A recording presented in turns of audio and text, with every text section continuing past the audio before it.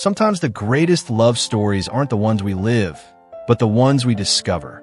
Elias had never been particularly sentimental. He was the kind of man who kept to routines, counted his steps carefully, and measured his life in milestones rather than memories. Moving into a new apartment in an old building downtown was just another routine, a step toward independence, away from the chaos of his family home. The apartment was small, the walls yellowed from age, the floors creaking underfoot, but it had character, something he didn't realize he needed. On the third day, while unpacking boxes, Elias noticed a small, faded cardboard box tucked under the floorboards of his closet. Curious, he opened it. Inside were dozens of envelopes, tied together with a thin ribbon, yellowed with age. Each one had a delicate handwriting he immediately recognized as personal, intimate, and heavy with emotion. The first letter he pulled out had a date, 10 years ago. If you were reading this, I am already gone, but I had to tell you before the world forgot my love. Elias felt a shiver. The handwriting was beautiful, deliberate, and haunting. He had no idea who Clara was, or who she had loved, but something compelled him to read. As Elias read through the letters, a pattern emerged.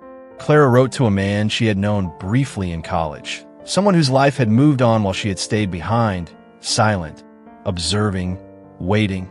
She described everyday moments, the way he laughed, how he absent-mindedly twisted his hair, the books he read, and wove them in her growing affection. One line struck Elias more than any other.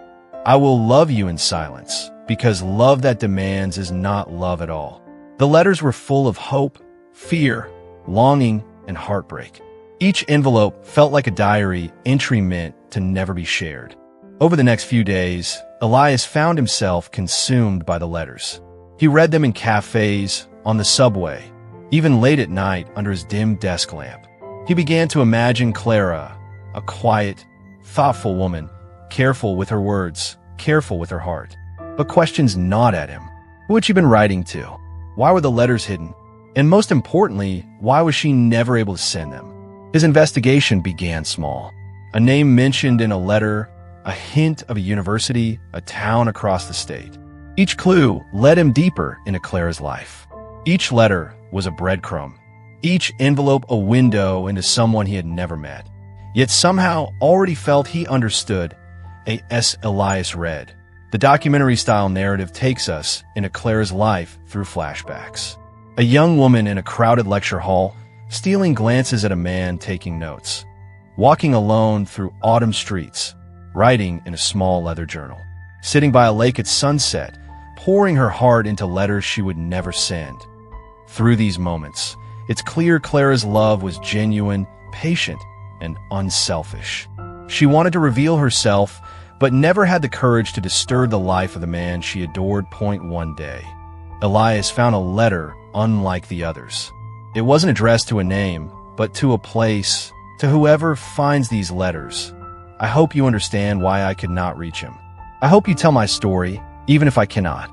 Elias felt an odd connection to the author, as if Clara had known someone would one day read her words. Determined, he tracked down her history. Public records revealed Clara had passed away 5 years ago, suddenly, without anyone noticing her quiet, meticulous life. She had lived alone, loved secretly, and never had the chance to see her love reciprocated. Elias realized then, the man she wrote to was him. The addresses, the university, the books, all pointed to someone whose life had unknowingly intersected with hers years ago. Elias spent weeks piecing together Clara's life from the letters. Each envelope became a chapter of a story he had never lived but was now compelled to honor. He read aloud to his friends, to strangers in cafes, even recording herself narrating the letters online. Through her words, he began to understand the true nature of love, patience, observation, and vulnerability. Clara's life was a lesson. Love could exist quietly, without recognition, yet leave a lasting impact. By the end, Elias reflected on what he had learned. He had met Clara in spirit through these letters, even if he had never met her in reality. She loved without expectation, he said quietly, holding the last envelope in his hand. She taught me that the depth of feeling is not measured by reciprocation, but by honesty to oneself. The camera pans out, the city skyline in the background. He places the letters back in the box and locks it away, knowing the story is safe, preserved, and eternal. Some people touch your life without ever knowing. Some loves are never meant to be returned, and yet they leave a mark deeper than any relationship ever could. Clara never sent her letters, but now, through someone who finally read them, her love lives on.